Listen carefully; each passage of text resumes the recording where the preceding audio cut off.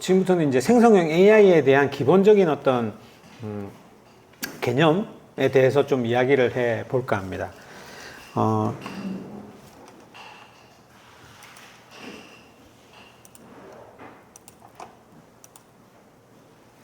여러분들이 지금 제일 많이 사용하시는 게 이제 챗GPT이죠. 예. 뭐 아시다시피 챗GPT는 오픈 AI라는 회사에서 이제 만들어진 생성형 AI의 어떤 사용 방법입니다. GPT라는 거를 만들었는데, 오픈 AI사에서 GPT라는 걸 만들었는데, 이 오픈 AI가 2015년도에 여러분들이 잘 아는 일론 머스크 또는 뭐 샘 알트먼 이런 사람들이 여러 명이서 모여서 공동 투자를 해서 만든 회사고, 지금 뭐 가치로 뭐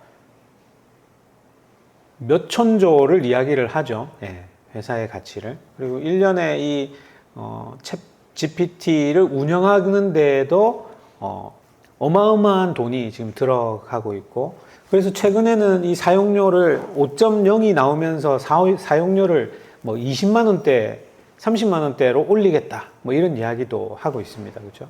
여러분들 지금 챗GPT 4.5를 사용을 하시면은 20불 정도, 한 달에 약 한 20불 정도를 이렇게 내면 되는데, 이제 11월 달에 나오는 5 제로 같은 경우에는 한 200불 넘게 뭐 이렇게 들어야지 된다라고 이야기들도 하고 있더라고요. 뭐 그만큼 이 챗GPT가 워낙 많은 곳에서 사용되고 있고 엄청난 성능을 보이고 있다. 그래서 그런 것들을 운영하기 위해서 많은 비용이 들고 있다라고 이제 이해를 할 수가 있을 거고요. 챗GPT에서 지금 우리가 사용하고 있는 이런 모델들을 우리는 이 LLM이라고 표현을 합니다. LLM. Large Language Model이라고 표현을 하죠. 그리고 여기 안에 또 GPT라는 내용도 있어요.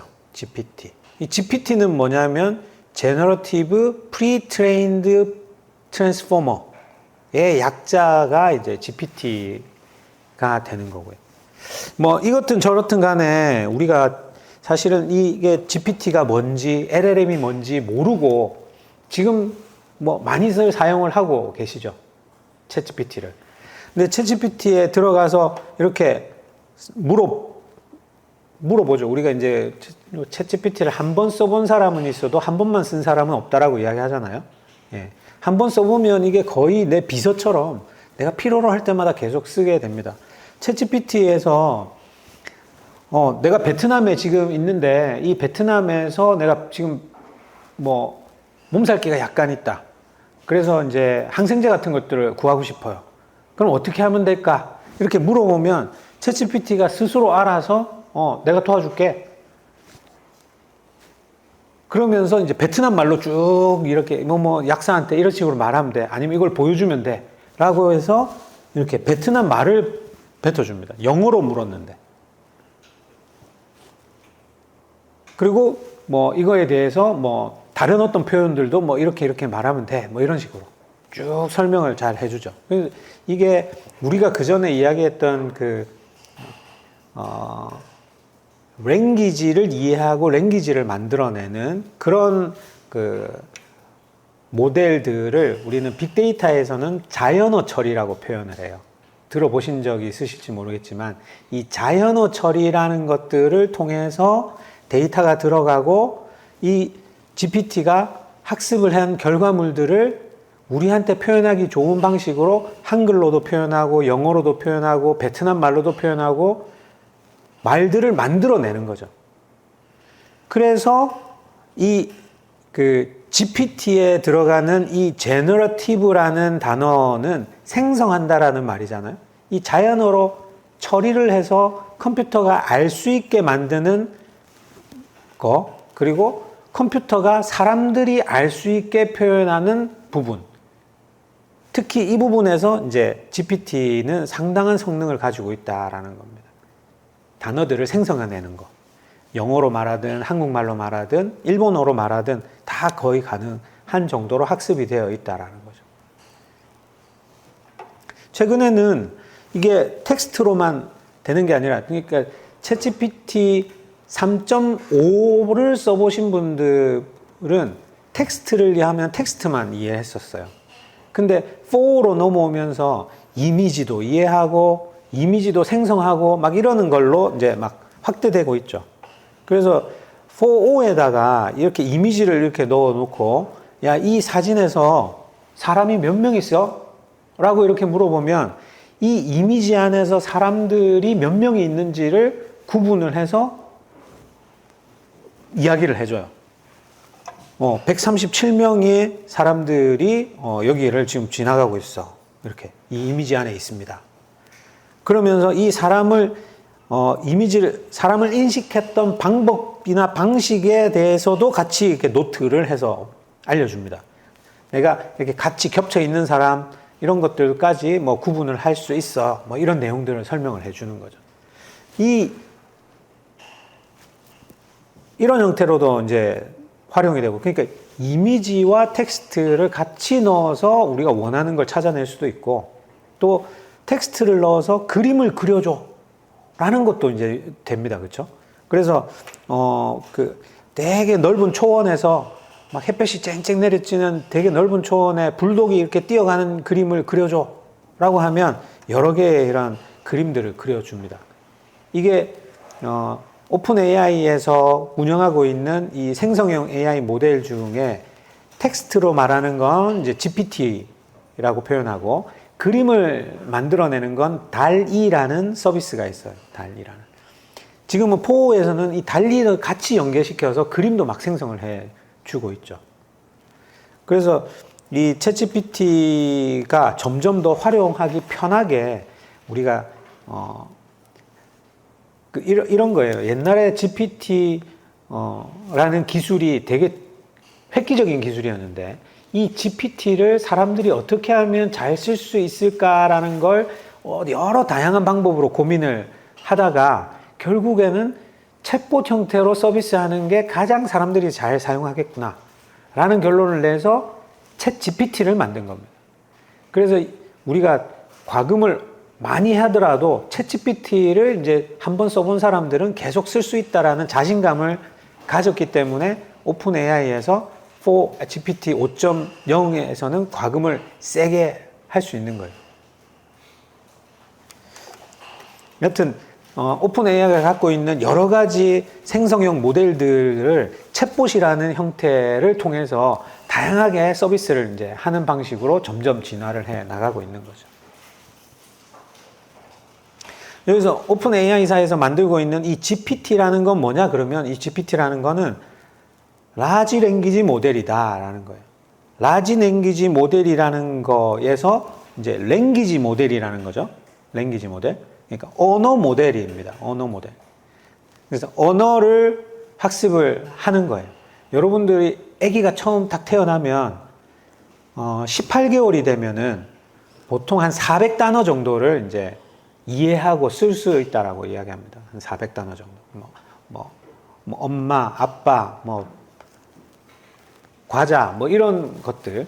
근데 그게 한 30개월이 지나면 이게 문장 안에 내용들을 스스로 이해를 해서 문장을 학습을 하게 된대요. 그러니까 저 책상 위에 물컵 치우고 종이 좀 가져와. 이렇게 하면 그걸 이해하는 수준이 된다는 거예요. 30개월 정도 되면.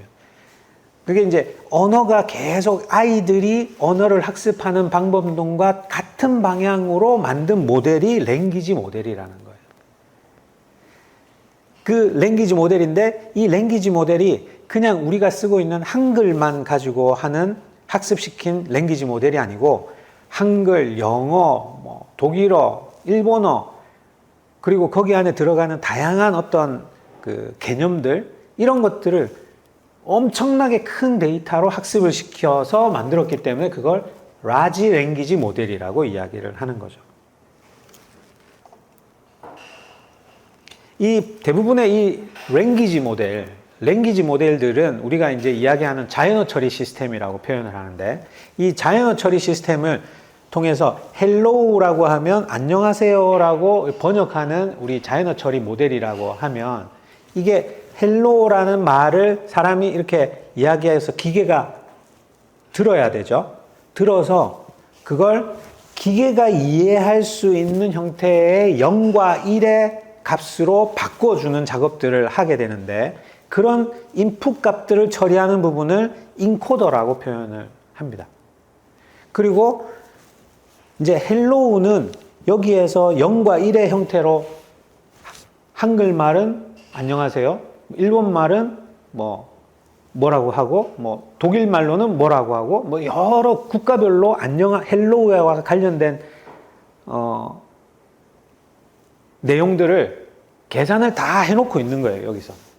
그리고 있다가 이걸 한글로 표현한다라고 하면 이 디코더를 통해서 안녕하세요를 표현하는데, 이 디코더가 갖고 있는 특징이 뭐냐면 제너레이션이라는 특징입니다. 만들어내는 거죠. 그래서 대부분의, 여러분이 이제 챗GPT나 GPT 같은 걸 쓰면 글자들을 주룩주룩 생성을 해내는 과정들을 아마 눈으로 보실 수 있게 되는데, 그게 생성하다가 잘못되면 다시 없어지고 다시 말이 바뀌고 막 이렇게 되잖아요. 그게 바로 이 디코더의 기능에서 돌아가는 내용들을 우리가 보고 있는 겁니다. 그 과정들을. 그리고 이 디코더를 우리가 이제 제너레이션이라는 개념으로 쓰고 있기 때문에 이 제너러티브라는 표현으로 이제 이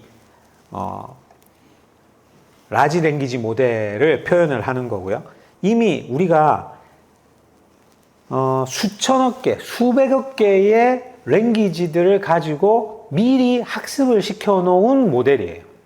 생성을 할 수 있게끔도 해놓고 학습을 이미 시켜놓은 프리트레인드 되어 있는 모델이라는 거고, 이 프리트레인드 되어 있는 모델 중에서도 트랜스포머라는 모델을 썼다라고 이야기해서 GPT라고 이야기를 하는 겁니다. 여기서 만들어진 이 트랜스포머 대신에 그 전에 여러 가지 모델들이 있습니다. 이건 이제 트랜스포머라는 게 2017년도에 만들어진 모델인데, 이 모델 이전에도 여기 보면 RNN이니 LSTM이니 GRU니 BERT 이런 여러 가지 모델들이 있는데, 그 중에서 이 순서적으로 문제를 인식하고 만들어내는데 가장 적합한 모델로 이 트랜스포머라는 모델을 쓰고 있기 때문에 우리가 이제 이걸 GPT라고 이야기를 하고 있는 거예요. 그래서 이 트랜스포머의 모델이 어떻게 구성이 되어 있는지 이런 것까지 여기에서 이 자리에서 이야기하기에는 너무 깊이 들어가는 거고, GPT의 실제 모델이 뭐냐 그러면 트랜스포머라는 것만 우리가 이해를 해도 훨씬 여러분이 딴 데 가서 이야기할 때 제대로 알고 쓰는구나 라는 걸 이야기하실 수 있을 겁니다. 이 트랜스포머라는 모델 또는 여기에 있는 이런 모델들은 뭐냐면 시퀀스 모델입니다. 그래서 앞에 사용했던 여러 가지의 단어들이 이렇게 있으면 이 단어들 중에서 이것이 뭘 의미하는 거냐 이런 것들을 순서적으로 유추해서 활용할 수 있게끔 도와주고 있고, 그렇기 때문에 훨씬 지금 RNN이니 이런 모델들보다 성능이 좋게 트랜스포머가 나오고 있고요. 지금 그러면 GPT는 어느 정도의 성능을 가지고 있는 모델이냐 라는 걸 보시면, 이 GPT 3.0 여기에 있고요. GPT-4가 여기에 있어요. 사이즈가 비슷하죠. 예, 사이즈 비슷한데 여기 보시면 사이즈가 훨씬 더 큰 모델들도 많이 있습니다. 근데 이 사이즈는 뭘 의미하냐면 몇 개의 파라미터를 가지고 학습을 시켰느냐라는 걸로 이야기를 할 수가 있어요. 근데 GPT가 보시면 빌리언이죠. 빌리언. 50, 700, 1000. 1000억 개의 파라미터를 가지고 1700억 개의 파라미터를 가지고 이제 만든 모델이 이제 GPT-3고, 사실 GPT-4는 공표는 안 했어요. 공표는 안 했는데 1조 7천억 개의 파라미터를 가지고 학습을 시켰다라고 이야기를 막 합니다. 근데 아까 제가 말씀드렸지만 사람의 뇌 안에 들어가 있는 세포 개수가 1조 개 정도 되거든요. 그러니까 사람의 두뇌보다도 훨씬 더 많은 그런 세포체들을 가지고 학습시켰다 라고 보시면 되는 겁니다. 사람의 뇌의 한 2배 정도를 가지고 학습시켰다. 근데 뭐 아시다시피 우리가 인간의 뇌의 몇 퍼센트를 활용하느냐, 10%도 활용 못한다라고 이야기하잖아요. 근데 이 기계들은 이걸 만든 것들을 전체적으로 다 활용을 하고 있는 거죠. 그렇기 때문에 사람보다도 어떤 부분에서는 훨씬 더 뛰어난 성능을 가지고 있다라고 이야기를 하고 있고요. 이 GPT 모델보다 그 앞에 나왔던 모델이 이제 버트라는 모델이 있습니다. 버트. 이 버트라는 모델은 우리가 사람이 갖고 있는 어떤 그 변호사 아니면 의사 정도의 수준들이 해결할 수 있는 문제가 85점 정도에 해결할 수 있는 문제라면 버트는 이미 한 86점 정도를 맞추는 그런 형태로 지능이 탁월하고요. 사실은 GPT-3나 GPT-4는 이거보다 훨씬 더 학습력이 좋다라고 많이 이야기를 하고 있습니다. 또 이렇게 학습력이 좋다 보니까 이 챗GPT에 사용되는 이런 모델들에서는 거짓말도 막 하는 거예요. 예. 얘가 이제 머리가 똑똑해지니까 스스로 막 거짓말도 꾸며내고 막 하고 있는, 소설도 막 쓰고 막 하는 겁니다. 창의적이라고 표현해야 될지 모르겠지만 이걸 이제 할루시네이션이라고 이제 이야기를 하는데, 이 할루시네이션에 대한 문제점이 막 부각이 되고 있어요. 그러니까 예전에 이제 제가 애를 이렇게 키우다 보면 애가 막 거짓말하고 애가 막 하지 말라는 거 막 하고 하는 것들에 대해서 되게 이제 부정적으로 생각을 했는데, 지금 와서 보면 얘가 머리가 좋기 때문에 거짓말도 막 하고 막 대들고 막 하는 거예요. 그런 거였더라고요. 그러니까 머리가 똑똑하고 좋은 사람일수록 사기칠 확률이 높아지고 그런 게 맞는 것 같아요. 이 GPT도 막 그런 사기를 친다라는 거죠. 하여튼 그리고 챗GPT의 어떤 수준이나 이런 것들은 이미 뭐 통역가라든지 시인 뭐 이런 것들의 어떤 직업들에까지 영향을 미칠 정도로 지금 상당히 많은 곳에서 지금 사용이 되고 있다라는 거고, 우리가 인류가 개발했던 어떠한 솔루션 또는 플랫폼 중에서도 제일 성장 속도가 빠르다. 성장 속도가 빠르다. 챗GPT가 공개된 지 2개월 만에 MAU가 1억 명을 돌파를 했습니다. 1억 명을. 페이스북이나 뭐 인스타보다도 훨씬 더 빠르게 유저를 모으는 그런 툴로 지금 이야기를 많이 하고 있고요. 그러면 우리가 이 생성형 AI 모델이 챗GPT밖에 없느냐? 아니라는 거죠. 우리가 알고 있는 건 챗GPT밖에 잘 모르지만 구글에서 나온 제미나이, 또 뭐 다른 데서 네이버에서도 나오죠. 네이버에서도 나온 게 이제 하이퍼 클로버 X, 뭐 이런 생성형 AI 모델들이 그 회사들에서 투자해서 만들어낸 모델들이 점점 이렇게 막 쏟아져 나오고 있습니다. 그래서 이제는 여기 뭐 챗GPT만 사용한다라고 이제 해서 뭐 그렇게 국한할 필요 없고요. 이제 내가 알고 있는 부분들을 여기에서 프리트레인 되어 있는 이 모델에다가 더 나의 데이터들을 넣어서 내 거에 맞는 걸로 다시 학습을 시켜서 쓸 수 있는 그런 방향으로 여러분들 비즈니스나 이런 거에는 활용을 하셔야지 되는 거죠. 뭐 제미나이도 그렇고 지금 뭐 하이퍼 클로버 X 같은 경우에도 하이퍼 클로버 X 같은 경우에는 한글로 학습을 시켰기 때문에 한글에 대한 관련한 문제들을 훨씬 더 잘 풀어낸다라고 이야기들을 막 하고 있죠. 예. 근데 성능은 그렇진 않은 것 같은데 그렇게 이야기합니다. 자, 그리고 이제 생성형 AI와 관련한 여러 가지 이제 논쟁거리들이 많이 이제 대두가 되고 있습니다. 여러분들 뭐 지금 딥페이크 뭐 이런 이야기들 많이 하죠.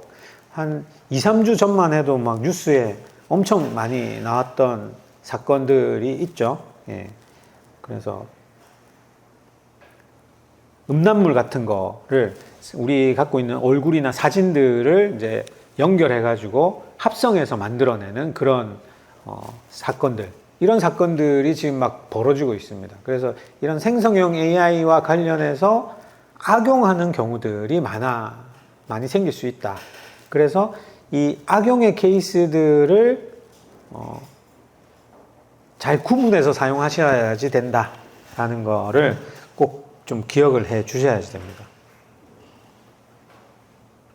그리고 저희도 회사 내에서 이 그 챗GPT나 생성형 AI 모델을 적극적으로 활용을 하고 있거든요. 저희가 아까 비즈니스 모델 중에서 그 컨텐츠를 만든다라고 했잖아요. 데이터 에듀라는 이제 회사에서는 컨텐츠를 만들고 있어요. 그러니까 컨텐츠라 하면 어떤 것들이냐면 자격증 문제들을 막 생성해내요. 이런 GPT 모델들을 활용을 해서. 그래서 ADSP나 아까 이야기했던 빅분기나 뭐 빅데이터 분석 기사나 이런 그 책들 안에 문제들을 많이 만들어내고 이 문제들을 관리를 하는 서비스를 하고 있는데, 이 문제들을 만들어내는 거에서 이 챗GPT를 사용을 해요. 근데 챗GPT를 그대로 사용을 하면 안 돼요. 왜냐하면 얘네들이 가짜 정보를 막 만들어내 주거든요. 그래서 반드시 체크를 해야 됩니다. 그러니까 문제를 만들어내면 그 문제가 진짜 맞는, 뭐 좋은 문제인지 안 좋은 문제인지, 그리고 정답을 이게 3번이라고 이야기하지만 이 진짜 정답이 3번인지 아닌지를 사람이 계속 체크를 해서 사용을 해야지 됩니다.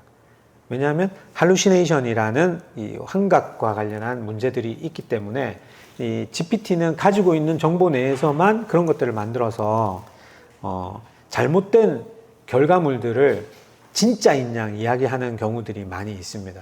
그래서 그런 부분들을 여러분이 꼭 그 선별을 해서 활용을 하셔야지 돼요. 그리고 개인정보와 프라이버시와 관련한 그런 내용들도 여러분이 꼭 그 참고를 하셔서, 이게 학습하는 데이터 안에 개인에 대한 데이터들이 들어가서 학습이 되는 경우들이 많이 있습니다. 그리고 또 어떤 경우는 우리가 챗GPT라는 프리트레인된 모델에다가 최근에는 나의 정보를 넣어서 추가 학습을 시켜서 모델을 개선을 하는 경우가 있는데, 그건 이제 RAG 방식의 어떤 모델 개선이라고 표현을 합니다. 근데 그 RAG 방식으로 나만의 어떤 GPT를 만들 때에도 거기 안에 있는 데이터가 개인정보가 들어가 있다거나, 아니면 어떤 그 한쪽으로 이렇게 치우쳐져 있는 어떤 사고 방식이라든지 이런 부분들이 거기 안에 들어있으면 그런 형태로 학습을 하게 돼요. 그래서 우리가 GPT를 학습한 다음에 그것들을 활용을 할 때도 이 개인정보나 어떤 편향된 사고 이런 것들은 개선을 해서 학습에 활용을 해야지 됩니다. 그 다음에 컨텐츠 도용, 저작권 문제 이런 것들을 잘 정리해서 사용을 해 주시면 되고요. 그 외에도 뭐 이 챗GPT 활용을 할 수 있는 여러 가지 정보들이, 참고할 만한 여러 가지 정보들이 많이 있습니다. 그래서 이런 부분에서 참고를 좀 하시면 되고, 마지막으로 이제 제가 이제 이 챗GPT를 많이 사용을 하고 있는 회사를 이제 운영을 하면서 드는 생각은, 우리가 지금 어떤 비즈니스 모델에서 이 생성형 AI를 빼고 비즈니스 모델을 만들기가 힘들어요.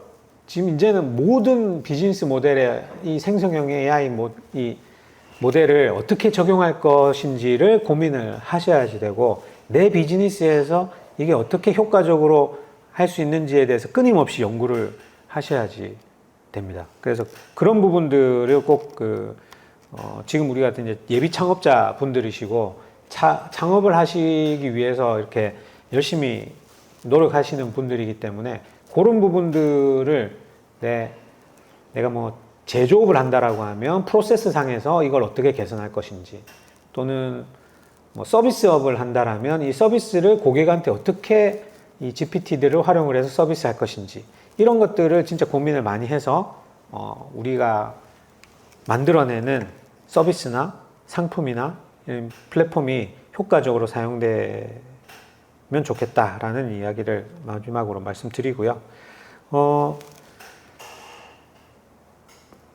이어서 이제 챗GPT를 활용할 수 있는 방법론에 대해서 이제 프롬프트 관련해서 저희 그 정대석 이사님이 좀 더 구체적으로 실습을 하면서 같이 강의를 진행을 하도록 하겠습니다.